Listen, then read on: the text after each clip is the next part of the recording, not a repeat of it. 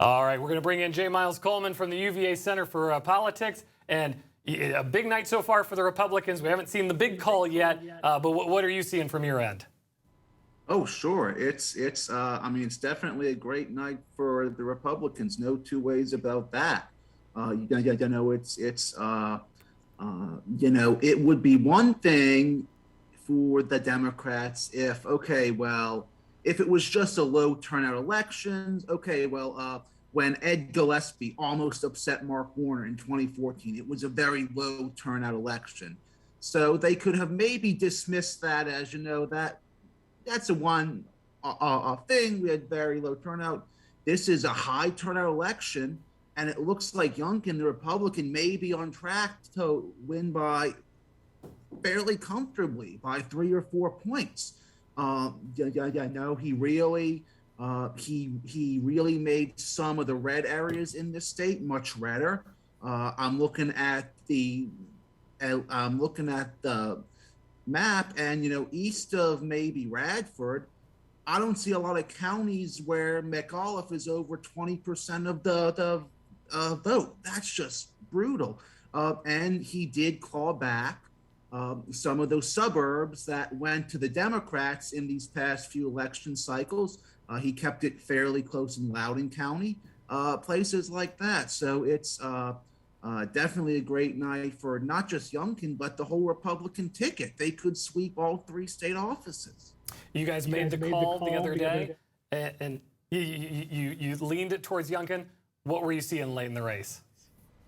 Sure. So for us, it was almost the reverse of the California recall in August, where you could sort of tell most of the polling and the momentum, as the late President George H.W. Bush used to say, the Big Mo, was moving towards Newsom, basically undeniably. And you could see that the same thing here, except in Youngkin's direction.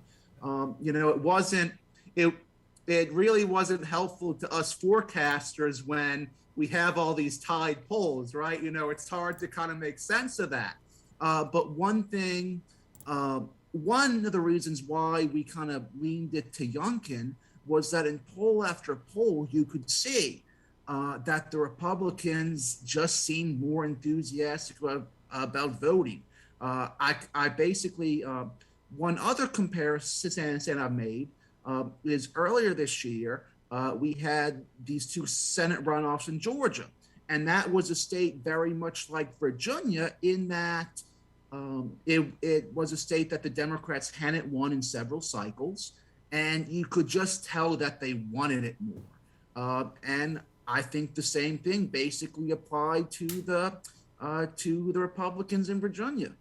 Obviously, Donald Trump is going to take credit for this. He's going to say, this is the resurgence of everything he stands for. But Glenn Youngkin, of course, very studiously, trying to keep that at arm's length down the stretch. What are our big national implications coming out of this, flying towards the 22 midterms? Oh, sure. So I basically would say I think there is an element that, as much as certain parts of this state, especially Northern Virginia, are tied to the federal government. I mean, in a lot of Northern Virginia, lots of the time, national news is local news. But I think there's still some element of localization. I think state level issues can still make or break a race like this. Not everything is falling along a partisan type of line. Something that we've been saying is, going into this election, we would say, well, this is a state that Biden won by 10 points last year. Whether it's a McAuliffe win by a few points or a Youngkin win by a few points, that would still be a big decline in Democratic support. So I think I'm sure you guys have probably covered this, but Virginia were sometimes seen as a bellwether, right? What's Virginia going to tell us about the rest of the country? Well, if I'm a Democratic strategist looking at this right now, I'd be on high alert.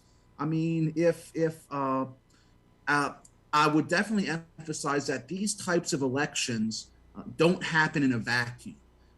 For instance, if Biden and the Democrats are or at least have lost ground with those college-educated white voters in places like Loudoun County, what's that mean for voters in the suburbs of Atlanta or Phoenix or Charlotte? That's going to potentially have an impact on the Senate next year. So definitely some takeaways from Virginia tonight that could be applied more to the national level as well. Well, an exciting night, and certainly more to come. And we know you guys will be there breaking it down at the Crystal Ball. J. Miles Coleman for the UVA Center for Politics, thank you so much for joining us tonight. All right, it is 10:06 in the Richmond Times-Dispatch's Election Night Studios. We're going to reset the board for you here going forward, and it is Glenn Youngkin leading the governor's race, 53.9% to 45.4% by Terry McAuliffe, and the hour is growing nigh for Terry McAuliffe right now. He's got to make up a lot of votes in a hurry coming in here in these late votes, and it just does not appear to be happening for him. We get the sense that calls are going to happen soon. We get the sense that there may be a Glenn Youngkin speech within the hour. A lot of stirring going on there at Youngkin HQ. We've been peeking in from time to time up there in McLean, Virginia, up in Tyson's Corner, as there's still those 448,000 early votes that we haven't seen, many of them from Richmond, many of them from Fairfax, but they are going to need to be heavily for Terry McAuliffe to swing this thing. It would have to be a real late upset at this point. Now, I don't expect those margins to hold. We're estimating that it'll be a 3-point win for Glenn Youngkin, somewhere in that ballpark when the dust is settled, it's all clear. But a 3-point win is obviously still a commanding win in a state where there has not been a Republican statewide candidate finding success since 2009. Down ballot, we are seeing much more of the Richmond casino vote, and it is 56% no to 44% yes right now. A real stunner tonight. If we talk about Youngkin's win as an upset, this would be the upset of all upsets if this holds. So right now, we'll let you in on what we've got here. We've got 60 of the 72 precincts have reported, but this does not include the early vote. This only includes day of vote. This only includes the votes that happened today. This does not include the early vote. And so we still have to tally that in. We are expecting the early vote to favor McAuliffe. The question is whether folks will see this as a package deal, McAuliffe and the casino, or if they are separating the two. We've certainly seen that so far tonight. In Richmond City, McAuliffe is winning, but the casino is not winning so far from what we've seen. We'll get the latest numbers here. I'm going to pull those up because I want to get that split for you because I think this is fairly telling.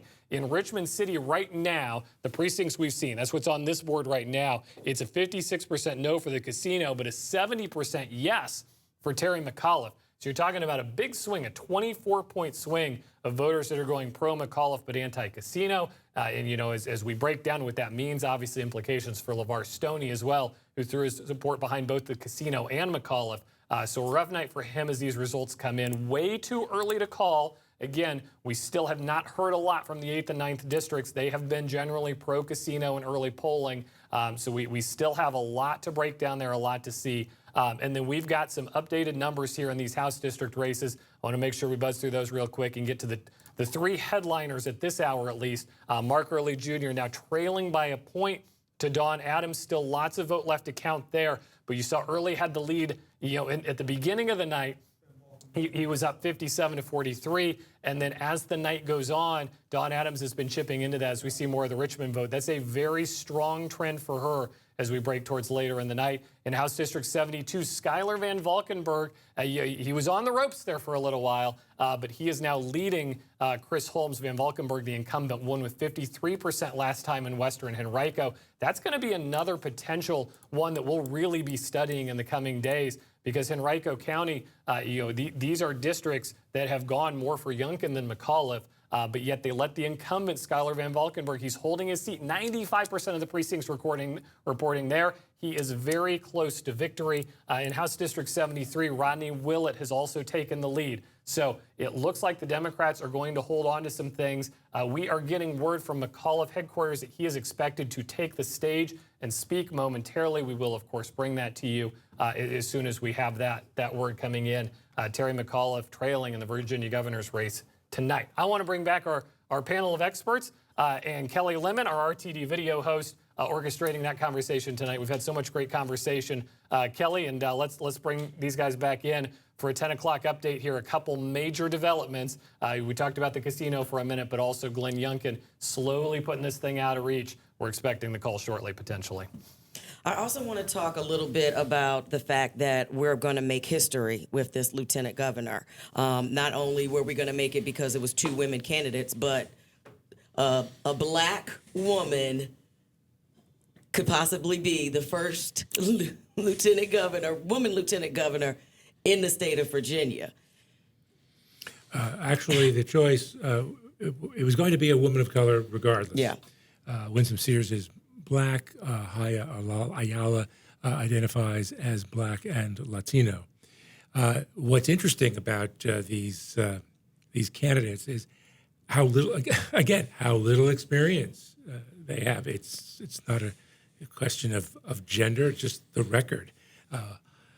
Winsome Sears served a single term, I believe, in the House of Delegates, ran for Congress, was defeated, pretty much unheard of until this year when she announced for lieutenant governor. Haya Ayala is a 2-term member of the House of Delegates, a junior member.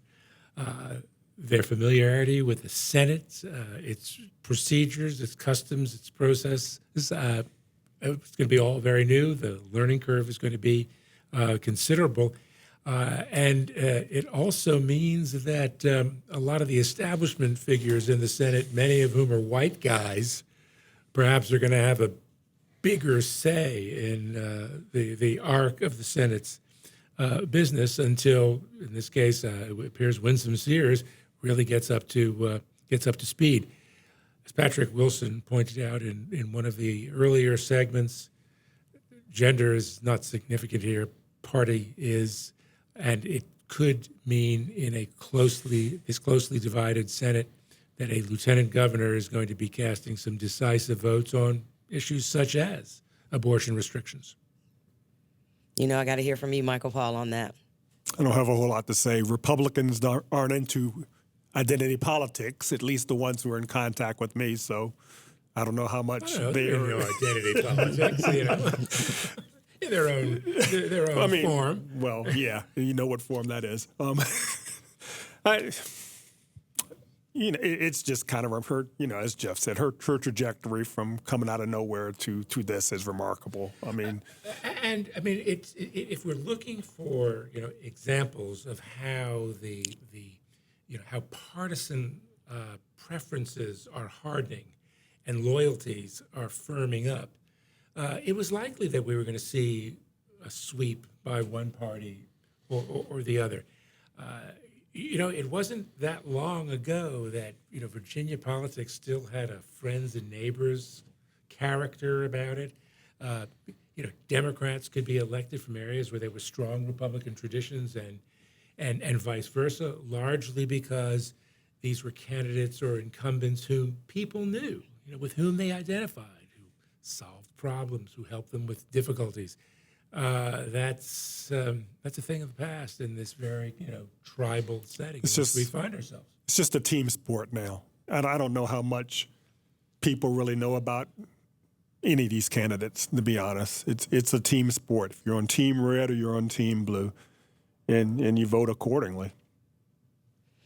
Can we get into redistricting? Jeff, you brought it up a little bit, but how this makes play next year based off of tonight's election? Well, redistricting should have been wrapped up by now. Last year, Virginia voters approved an amendment to the Constitution that, for the most part, largely stripped the legislature of its power to draw boundaries. It collapsed in a sharply partisan mess, and now that job, and this is legislative seats as well as congressional seats, will be drawn by the Virginia Supreme Court. So what will the court come up with? Now, the Democrats who were against this redistricting reform initiative said, well, if it's going to end up before the court, it's going to end up before a court made up of jurists, all of whom at one point or another were approved or elected by Republicans. So it's the onus will be on the court, to come up with something that is considered shall we say, logical, to some degree fair and competitive and consistent with the standards for redistricting in the Virginia Constitution, that districts are compact, contiguous, that they line up neatly, and that their boundaries somehow reflect shared interests. The Democrats are perhaps looking at some advantages, maybe, possibly, in a new on a new House map, and maybe if they lose the House tonight, they might be able to take it back in the near term. It's difficult to tell. We also have to figure out what's going to happen with these congressional boundaries, since we are heading into midterm elections. I know we discussed this earlier in the evening. The House delegation is far more diverse than it had been. There are 2 black members, one from the Richmond area, Donald McEachin. Bobby Scott covers part of the Richmond area. A woman represents the Richmond suburbs, Abigail Spanberger. She is on the Republican hit list, as I mentioned earlier, along with Elaine Luria down in Virginia Beach. What are these districts going to look like? And will the boundaries, paired with what we see tonight as pushback against the Democrats, could these mean more problems for the Democrats? Yeah. All right, it's 10:17. Michael Phillips.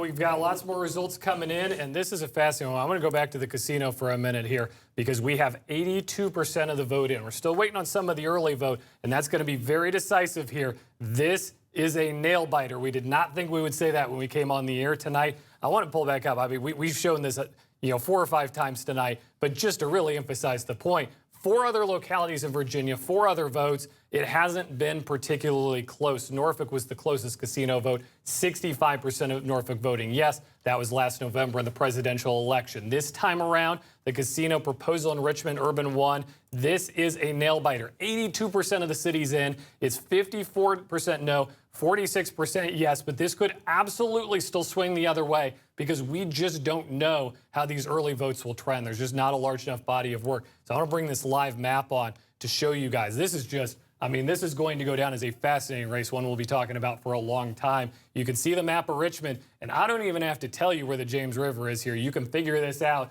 The red is the no, the green is the yes. We've got South Side going hard yes, and we've got North Side going hard no right now. It is a Richmond divided, so to speak, as it has been for a long time. And Michael Paul Williams, I'm going to ask you for your analysis of this in a second, having written about the casino. Fascinating to me. We came into this night, we said, these localities, these, Scott's Addition and the site off of Midlothian or off Chippenham, these sites said, no, we don't want the casino. Don't build it here, build it somewhere else. That was the proposal. That was Mayor LeVar Stoney's proposal. And then they still come out and they still shoot this thing down. We are seeing a heavy no vote on the casino to a degree that we really didn't expect so far. From the south side here, it is just not said the word. We have Terry McAuliffe speaking live. I'm going to pivot away from that. We are going to take Terry McAuliffe speaking live. This is in Northern Virginia, Tyson's Corner. So Terry McAuliffe. What an honor to be here with you tonight. Let me first of all thank you for coming out here tonight. And Jeff, that was a I want to great thank our great Governor Ralph Northam and Pam Northam. Thank you. The great work that they have done. So we still got a lot of votes to count. We got about 18% of the vote out, so we're going to continue to count the votes because every single Virginian deserves to have their vote counted.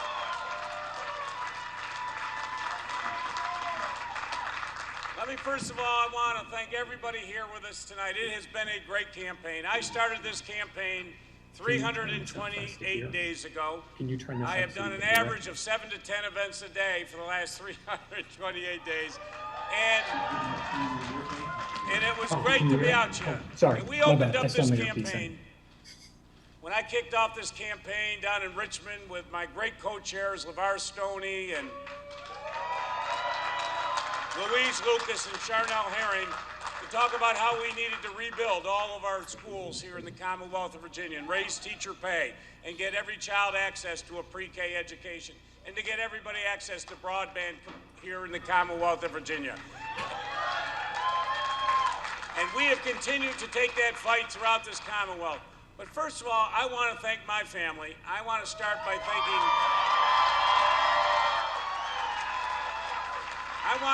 my wife, Dorothy.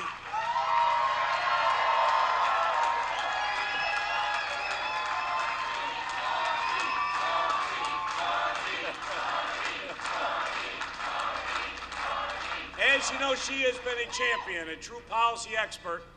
And through her efforts, as you know, 13 million more meals served to needy children here in the Commonwealth of Virginia. And I want to thank my family. You know, you don't get to pick your parents, as you know. You're born into family. And they have survived campaign after campaign. And I want to thank Dory, who is here with me tonight, with her fiance, Nick, who's here with us tonight. Jack McAuliffe, who is here with his fiancée, Shannon, tonight. Sally McAuliffe.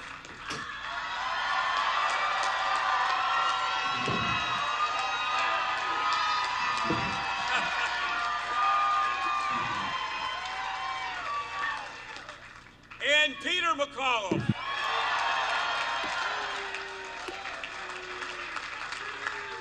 So let's count all these votes, but let me thank each and every one of you over the course of the last 11 months for the doors that you've knocked on, the phone calls that you made. Just last weekend, 450,000 doors knocked on, 2 million during the course of this campaign. I want to thank you. The McAuliffe family loves each and every one of you. Thank you for what you've done for this campaign. And I want to thank my campaign staff. It was the greatest campaign staff ever assembled, and give them a great round of applause for all the great work they have done. But folks, as I said long ago, this is a different state. When Ralph and I were elected 8 years ago, we have made our state open and welcoming, but the fight continues. We got to make sure we protect women's right to choose here in the Commonwealth of Virginia. We got to make sure everybody gets quality, affordable health care here in the Commonwealth of Virginia. Everybody's entitled to a world-class education here in the Commonwealth of Virginia. And we are going to continue that fight tonight and every day going forward. So I just want to thank all of you for what you have meant to us. I look around this room and I see so many friends we've worked with for many years. This is a different state. We are the greatest state in the United States of America, and it's because of you. Thank you, God bless you, and let's go on and forward. Thank you.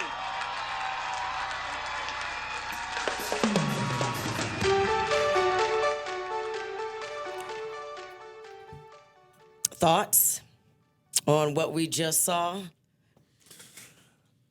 I kind of focused on one of his daughters, and you just look at the expressions and just kind of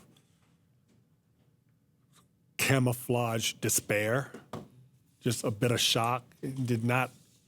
He's trying to put the best face on, and he's trying to keep fighting, but it just seemed like they didn't expect to be in this position. Yeah, I mean, you can see the underperformance across the state in areas where the Democrats had to do well. These outstanding votes in Fairfax, the uncounted early votes, or the unannounced early votes. He would have to, shall we say, run the board to really close on Youngkin. I'm wondering if this is has less to do with keeping hope alive on the Democratic side and more with maybe sticking a thumb in Glenn Youngkin's eye and making him work and wait just a little bit longer for what seems to be shaping up as a victory. Updates on the results? Yeah, I think you nailed it there, Jeff and Mike. It's a non-concession speech there that we saw from Terry McAuliffe. This thing trending very much towards Glenn Youngkin. The number of votes out diminishes by the minute. The paths to victory for Terry McAuliffe diminishes by the minute. Terry McAuliffe in his bid to be the first comeback governor since Mills Godwin in 1973, but instead, it looks like we are trending the other direction. Glenn Youngkin set to break a Cold spell for Republicans statewide. They haven't had a statewide candidate win since 2009. On track to do that tonight. Glenn Youngkin with a late surge. We talked with our guests about that. We've talked with everybody about that. And you know, we are looking live at Glenn Youngkin's campaign there, Tyson's Corner in McLean, Virginia as well. Obviously, we expect to hear from him before the night's over. We are guessing they will wait for the official call, which seems to be coming down any minute now. But in the meantime, we were in the middle of giving the casino update here when this happened. We've got to go back to the casino because this is absolutely the most fascinating story of the night because we have counted a lot of votes right now in Richmond City. We've seen 69 of the 72 precincts. So we only have 3 precincts outstanding right now. And this number is actually closer than it is on the screen. You're going to see that numbers update now as we get to 98% of the precincts reporting. And it is a narrow, narrow lead for the no right now. 39,175 votes for no, 36,944 votes for yes. We're not done yet. We believe there are still at least a handful of late ballots out there. So we were told coming into the night to expect 23,000 early votes in Richmond. And right now on the board, we see 20,000 early votes on the board. So there are 3,000 early votes still notwithstanding here, and we have 3 precincts left to go. But within those votes, so we're talking about maybe 9,000 votes, they're going to have to break 2-1 for yes on the casino, and this would almost be a more stunning upset tonight than the Glenn Youngkin update. And I want to bring this map back onto the screen. We're talking about this for a minute. Michael Paulins, I'm going to bring you back on because you had written about the casino. I think the main storyline that's going to come out of this is that the affluent Richmond, north side Richmond, you see the map here, it's red. They go no casino. South side Richmond goes yes on the casino. That's where it would have been. You wrote about this. Yeah. This is one side telling the other side how to live their life in a way. Yeah, I guess they were saying build it over there, and I guess that switched to build it nowhere, which is kind of a consistent philosophy where it comes to casinos. If you know, it would have been kind of abhorrent if they had really meant build it over there and been fine with putting something in someone else's neighborhood that they wouldn't abide by. But I think those other cities, it's just a sense of mine that maybe Richmond thinks of itself differently than those other cities do. As we're the capital, maybe we don't view ourselves as desperate for just any sort of big shiny object, and maybe we've had bad history with big shiny objects that makes us think this casino is not a good move. Culturally, it's probably just a bad fit for a place like Richmond. Just a really, I thought, strange coalition emerging against it. Folks like Jim Ukrop, who just not my idea of a progressive social warrior type, but sure. he was very much against it and gave me a call about it. And then you have folks on the other end of the spectrum who are very much identify with progressive causes. But I never would have thought that that would have resonated as powerfully as it seems to have tonight. I thought that the idea of the only black casino would have been so resonant that would have put it over, but it seems not the case. Do you think that, and I'm reminded that what was supposed to be the new downtown arena, the whole Navy Hill project, is sort of, reappeared in Henrico and was, rolled out, I guess, about a week or so ago. Didn't seem to generate a great deal of attention. Could a casino be heading to one of the suburbs? Doesn't seem like the best fit in the world, but who knows? Who knows? I mean, I'm interested to see when this Coliseum actually goes up, to be honest. But casinos just have a bad rep. And you mean an odor to them? But yeah, I'm surprised. I didn't have a real great handle on it, but I'm surprised that it looks like it's trending this way. And I don't know. Richmond's going big for McAuliffe on one hand, but the mayor, the mayor put his capital behind this. Strike two for LeVar Stoney. Yeah. What is all of this? If McAuliffe goes down in tandem with the casino, what does this mean for the mayor and his future? And Too bad Doug Wilder is not here, because Doug Wilder, who is probably quite content with the way things are going this evening, was eager to see Terry McAuliffe go down and thought it would be a two-cushion shot that might take LeVar Stoney down a peg as well. Our producer extraordinary, Dean Hoffmeyer, here telling me he's got to be closer to the Make sure you hear this analysis here. have people telling me all night they couldn't hear me. That's a first. It is a loss for the mayor, though, no question. This was his signature endeavor on the ballot. Well, remember the disappointment of the administration with the Navy Hill defeat. This was represented not only as an opportunity to jumpstart downtown redevelopment, to do it in a way that would share the bounty with all Richmonders, black, white, male, female, young, old. Went down in flames, largely in this struggle between the mayor and this new council made up of a lot of little mayors, if you will, or certainly aspiring mayors. Yeah. And LeVar Stoney's interest in statewide office, no secret, 2 successful terms as mayor, he believed, would be a powerful argument for a statewide candidacy, particularly from the Richmond area, which is a good platform, or has been a good platform for certain statewide figures, most notably Tim Kaine. Yeah, but having his mentor go down like this is not a good look, and I would think can't bode well for his future aspirations.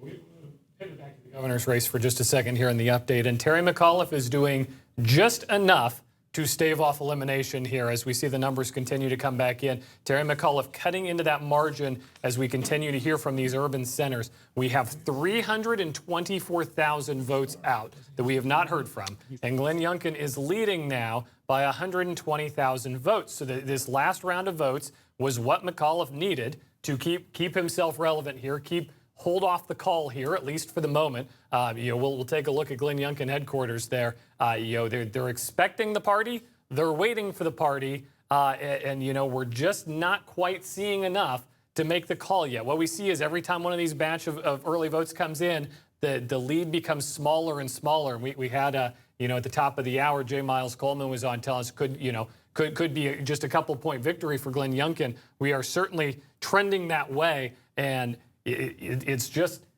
not quite enough to call yet, and we continue to see Terry McAuliffe chip into this lead with the votes. This could end up being a very tight race, so Terry McAuliffe perhaps prophetic there with his non-concession speech to the crowd in Northern Virginia before they bounce. It just isn't enough right now. Glenn Youngkin has the lead. He's got the 4-point advantage, but Terry McAuliffe hanging in there as we have 324,263 votes left to hear from. It's tightening up. Will it be enough? It feels unlikely. It would be a heck of an upset if it did. Casino update here. We've got 2 precincts left, only 2 precincts left, and the margin narrows but has not flipped the other way. It is still 51.2% on yes. So 51.2% on no.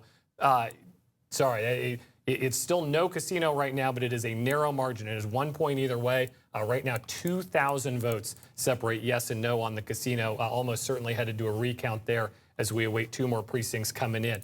We want to run back some of the other races in the control for the Virginia House tonight because we do have some projections here, and we are projecting that Roxanne Robinson will be the winner over Deborah Gardner in House District 27. In Chesterfield, a lot of these calls coming in fast here. We're going to try to keep up with them as much as possible. Mike Cherry, not an Associated Press winner yet. Some outlets have called that for Mike Cherry over Katie Sponsler. We do expect him to win that seat eventually. That is not an Associated Press call yet. That is still too close to call on the board, but we expect Mike Cherry will come away with it. Dawn Adams holding her seat by 2 points over Mark Mark Earley Jr. right now as those votes continue to trickle in. It's just been a fascinating half hour of election watching here as we've seen the Democratic vote come in a lot later than we projected, a lot less than we've projected in some cases, but Dawn Adams at least hanging on to her seat from now. Schuyler Van Valkenburg, he is a projected winner in House District 72. The Democrats hold the seat. Schuyler Van Valkenburg holds off the challenge from Chris Holmes tonight. We can report that one for you, a winner in House District 72. And we will stick in Henrico where Rodney Willett is your projected winner in House District 73 over Mary Margaret Kastelberg, 52% of the vote to her 48. Another very, very tight contest. Seems like all Western Henrico does is produce tight contests these days. As of right now, the projection is that the Republicans have 50 seats in the House of Delegates. We still have 6 too close to call. So 50 for the Republicans, 44 for the Democrats. 5 of the 6 seats still open are seats held by a Democratic incumbent. So if you're looking for a sign that this is going to be a close night, that would obviously be the one. So very, very, very interesting results coming in. Potential 51-49 if the incumbents were to hold in the House of Delegates. A lot of very interesting results, and we're getting the refresh here on the casino. That is the one we are absolutely tracking at this hour. We are missing 2 precincts worth of voters. We can confirm the entire early vote is now in from Richmond. So the entire early vote, it looks like in the end it was 26,000 votes, and the early vote was in favor of the casino. The early vote, 53% yes on the casino, 47% no, which means the day of vote today swung it back. And we showed you that map a minute ago. We'll show you the map again in a little bit of how north side going yes on the casino, and just there were not enough voters on the south side today. There were not enough people coming out, and that will certainly be part of the analysis here in the days to come. Was McAuliffe an exciting enough candidate? Were the Democrats running on an exciting enough platform? But it appears for now the casino right now going down with the ship with Terry McAuliffe. A very, very interesting turn of events there. So we've got a number of House races to call there, and we're going to try to talk to some of those folks over the next little while. Chris Suarez is monitoring this casino vote because we are still obviously awaiting those last two precincts here on the casino vote that will have a lot to say about which way this thing goes. So very, very interesting. We are going to step aside, count some of these votes. We're going to take a 3-minute pause. We're going to be back here at 10:41. So stick with us here. Live election night coverage from Richmond.com. We're going to take you through the home stretch. We do expect to hear from Glenn Youngkin if this thing gets called before the top of the hour. We expect to have resolution for you on the casino and the House of Delegates. So don't go anywhere. Very exciting evening. This is live election night coverage from Richmond.com.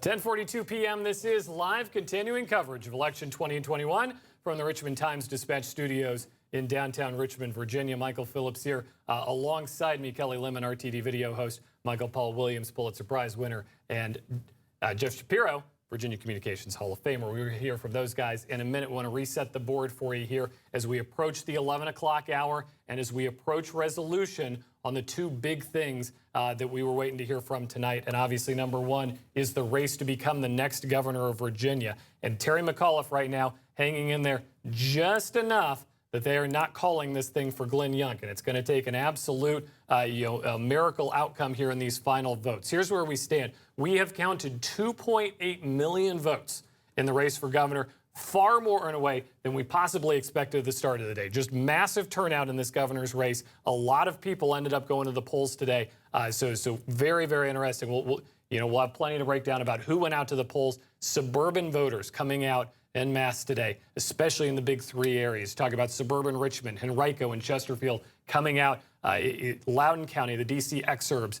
We talked about in Quantico, Dumfries, all these places that Joe Biden carried, that Glenn Youngkin has the enthusiasm and carries those places today and is doing just enough to win. So we've counted 2.8 million votes. We have 324,000 votes left to count. Now, Terry McAuliffe does not trail by that many. He can still make up the deficit here, and that's what we're waiting for here as we come down the stretch. But it will take a massive swing. He's going to have to win these last votes by about 3-1. It's not unthinkable. Many of them are in urban areas, but it appears increasingly unlikely. So we're waiting on the official call. We're not sure when that will arrive. We'll take a peek at Glenn Youngkin headquarters right now. They are standing by. They are expecting a party potentially as early as the top of the 11 o'clock hour here. And before we get to the casino, we have a call right now. The 51st seat is won by the Republicans here in the battle for the control of Virginia House. This map not updated right now, but it looks like it will be a Republican House of Delegates when the General Assembly convenes next in January. So a very interesting dynamic. We'll obviously ask Jeff Shapiro about that here in a minute, how Republicans only down one seat in the Senate. Looks like they may narrowly control the House, and they're at least on track to have the governor's race here. Again, we have not had a call yet. Nobody has made the call, but the numbers we see continue to trend towards a Glenn Youngkin victory. They continue to trend towards the suburbs. We had a big vote drop at 10 o'clock. It looked like maybe Youngkin was going to win this thing within the hour. Things have slowed. The vote counting has slowed. So we're watching along with you here, waiting to see what happens there. The other thing that we are waiting on is the casino in Richmond, Virginia. And right now we have heard from 70 of the 72 precincts voting on the casino, and it is 51.3% no, 48.7% yes. That is a 2,000 vote margin of difference. Truly a situation where every vote counted here in this casino race. And after the other four localities all have it with a sweeping win, a very, very interesting outcome here in Virginia, or here in Richmond so far, as no casino is narrowly leading. We wait on those last two precincts. Again, we say too early to call because we've got the two precincts out, but they are both north of the river in the third and fourth districts. So we expect the no to hold. We're not making the call yet. Too early to call.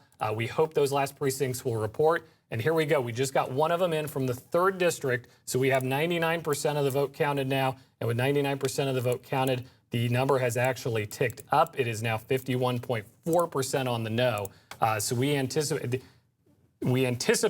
once we see that last precinct that this will go down as a no vote on the casino in Richmond, Virginia. Really the headline item locally, a night of stunning outcomes, I think is your takeaway here as we barrel towards the 11 o'clock hour.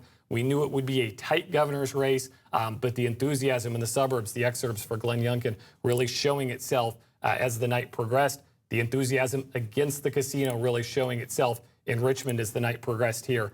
Just an absolutely fascinating turn of events after $2 million poured into this by Urban One, the parent company. We'll put the map back on the board here. How Richmond voted on the casino. North of the river, very much voting no on the casino. South side, almost all these South side votes in right now. Almost all these South side votes going yes. We'll update that, see if we can pop those last precincts on the board here. And that almost completely colors in the map here. We've got one polling place in the 8th district that went no on the casino, but overwhelmingly 7th, 8th, 9th districts, you see it right here. And then here on the Philip Morris site where the casino is going to be, 75% going yes on the casino in the proposed location of the casino. Meanwhile, up north, Scott's Addition, VCU, the museum district, all going hard no by margins equivalent, 61, 72, 60%, 69% there in the fan and by the VMFA. Just an absolutely fascinating shift here on the casino. And so we will have plenty more to say about that as we go. We're waiting on one more precinct before we make the official call. But that, my understanding is the precinct that is out is in the 4th district of Richmond. Feels very, very unlikely that those votes will swing this thing. So absolutely one of the night's more shocking conclusions here. And then the continued battle for control of Virginia House. We are now up to 51 projected seats for the Republicans. Now, the last 5 that we haven't called yet are hanging out. Those are Democratic incumbent seats. We've seen the late vote break blue. So this could be a 51-49 House. That's not unthinkable when the night's over. But our marquee races here, the casino, almost certainly going no as we wait for the last little bit. The governor's race between Terry McAuliffe and Glenn Youngkin, we just brought a few more votes in, a few more of those late votes. There's now 280,000 votes left to count. Terry McAuliffe needs to make up 120,000 votes. So to do that, he would have to win by a 3-to-1 margin. We have not seen him win that way anywhere tonight. I want to bring on the governor's race map now to show you some of that, what we're looking at here in some of these places, because now we've seen Richmond City. We've seen how Richmond City has voted. They go 77% for Terry McAuliffe. We've seen how Fairfax went. They go 64% for McAuliffe.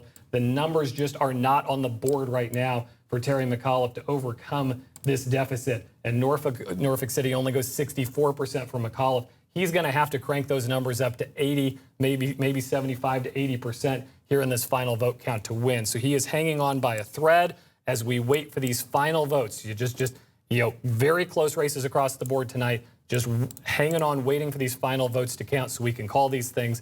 280,000 votes withstanding in the governor's race. But you can see the trend lines. We have fewer than 1,500 votes out right now in Richmond City on the casino. And right now, the no vote is leading by about 1,400. So again, extremely unlikely the casino rallies. Wild night here in the 10 o'clock hour. We promised you action. There was certainly a lot of it here. The governor's race, the casino race. The Republicans take control of the House of Representatives. I want to turn to the panel now because I've been ignoring you guys for far too long. I see you sitting over there. I see you with opinions. Let's go for it. Wrap this night up in a bow for us. Just anyone who knows me knows that just the last couple of days I've pretty much figured that this outcome was going to happen in the governor's race. The casino, just seeing the map on the casino, really is kind of startling and start in how we have this north-south divide. And just whatever the merits of a casino in Richmond are, or the merits of the debate over, well, it's it being an exploitive, extractive business model on one hand, or on the other hand, that people should have a right to spend their money the way they want to spend it. I must say, I'm kind of troubled at the idea that one part of the city basically got to decide that an area of the city that has been historically underinvested will not have this investment. There's just something about that just troubles me a bit, just from the standpoint that this area of South Richmond could use some sort of investment. So if it's not going to be a casino, we need to think of something else because it needs some sort of investment. And if more affluent parts of the city are saying that you can't have this investment, we need to maybe be intentional about, okay, well, now what for this part of Richmond that has historically been underinvested? Well, I'm just wondering if the Democrats are going to try to figure out how to get themselves back in the game. One of the debates that took place within this new kind of woke Democratic majority in the legislature was, are we going, too fast, too far, too soon.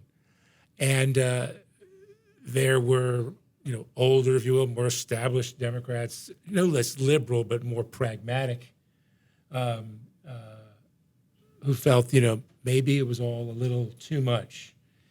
It may be a bitter harvest for the Democrats for sure. But I just find it fascinating, these dramatic swings over these brief periods of time.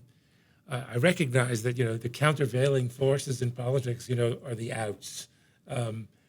But when will we find sort of a broader middle where, solutions are put in place as opposed to often very dramatic statements that don't necessarily fix problems. Yeah. Why am I thinking about Lyndon Johnson here saying after the Civil Rights Act, I just Signed away the South to yeah, the Republicans? yeah. I mean, you can do the right thing, and it be the wrong thing politically. Absolutely. And I think a lot, and I don't think they got enough credit, and Democratic voters were complacent. But doing away with the death penalty is not nothing. And the Democrats did that. And the Democrats removed the monuments. And if those turn out to be unpopular decisions with a segment of the electorate, so be it. But they were the right things to do. History will vindicate them, but in the pendulum of American politics, you pay a price for that. I don't know that the death penalty and the monuments, in the end, were necessarily perilous positions. Polling, again, just a curiosity, indicated that more and more Virginians, a majority of Virginians, wanted to see the death penalty done away with. And the positions of Virginians on the monuments seem to be sort of nuanced. On one hand, they wanted to see them stand because they saw them as the examples of history. But they also sort of appreciated the idea that maybe local governments should have a say in whether those monuments should stand. Remember, it was the Republicans who pressed those restrictions in law to protect those monuments from coming down by inserting themselves between the monuments and the wishes of local government. What is the change? Clearly, it seems like change is bothering the electorate, and not just in Virginia. What are the changes we're talking about that are a bridge too far? I mean, clearly police reform seems to have gone down in Minnesota. I mean, what are we talking about as far as change that has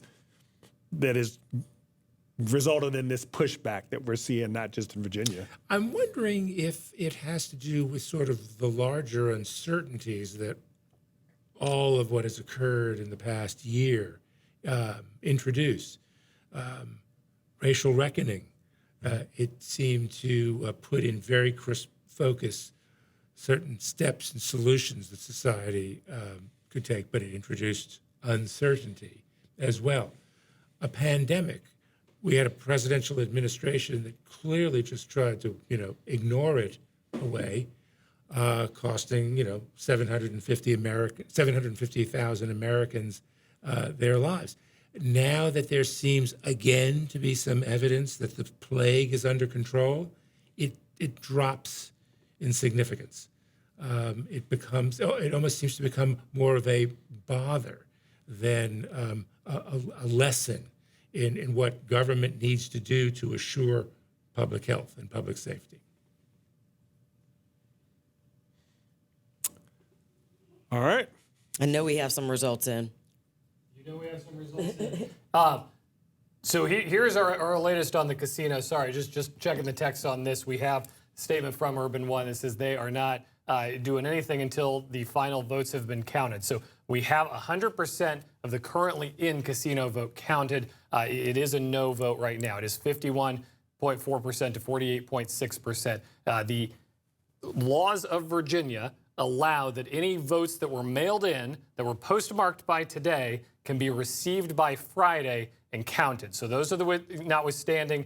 So clearly a long shot here. The hopes by Urban One that the number of ballots were mailed in but not delivered by the Postal Service that will push them over the top, particularly considering the absentee vote was only 50%. To 51% to 49% against the casino. So we are almost certainly calling this a no for the casino tonight. They're not going to concede until that Friday deadline for mail-in votes to be received. But barring a miracle or a miracle on 34th Street style delivery at the post office of a couple thousand yes votes on the casino, I don't foresee this changing in the next couple days. It appears that there will not be a casino built in Richmond. It will become the first of the 5 localities the General Assembly authored to reject the casino. Virginia governor's race, we stand by and wait for the final 280,000 votes that we have not received. There is no word on when those are coming. There's no word on when that will be coming in. We expect it will not be enough for Terry McAuliffe to make this thing a competitive race. You saw we have 94% in right now. He's chipping away at it, but the numbers are just not coming in broadly enough for Terry McAuliffe to make the difference. This could end up being a one-point race when this is all said and done. The late vote has been very good for him, so it could trigger a recount. We could be in a protracted situation, but it's certainly one where Glenn Youngkin has the upper hand with 51% of the vote right now and a very small number of votes still outstanding. And then control of the Virginia House of Delegates appears to be moderately favoring the Republicans right now, but it will not be a tidal wave like we've seen in past years, only a marginal 1 or 2 vote edge. So that is where we are. We thank you for watching along with us tonight. It's been a really exciting 3 hours. I think these guys, the historical perspective they brought has been amazing. I always love hearing from Kelly, from Jeff, and from Michael Paul Williams, from our correspondents here and around the state who have been bringing us the latest. You see, they're still rolling there at Youngkin HQ. They are waiting for that call. We expect it to come at some point tonight, but it does not appear imminent at this point while we wait for the vote to come in. And then a more subdued scene with Terry McAuliffe and a more subdued scene at the Urban One casino party tonight. It appears that vote will fail. It has been an absolutely fascinating evening.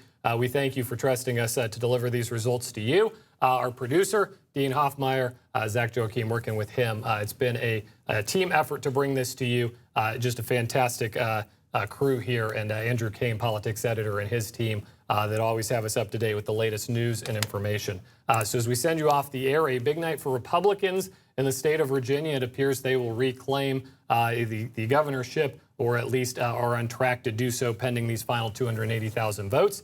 A wild night as the casino is voted down here in Richmond, Virginia, pending those final mail-in votes. Unless there are 2,000 that swing it the other way, which feels very unlikely, there will not be a casino built in Richmond. And then control of the House of Delegates goes moderately back to the Republicans, which will surely make for some interesting times and interesting moments when the General Assembly reconvenes in January. These guys, thank you very much for your participation. We thank you for joining us on this ride. And, of course, full coverage at richmond.com and in tomorrow's Richmond Times-Dispatch. I'm Michael Phillips signing off from our downtown newsroom.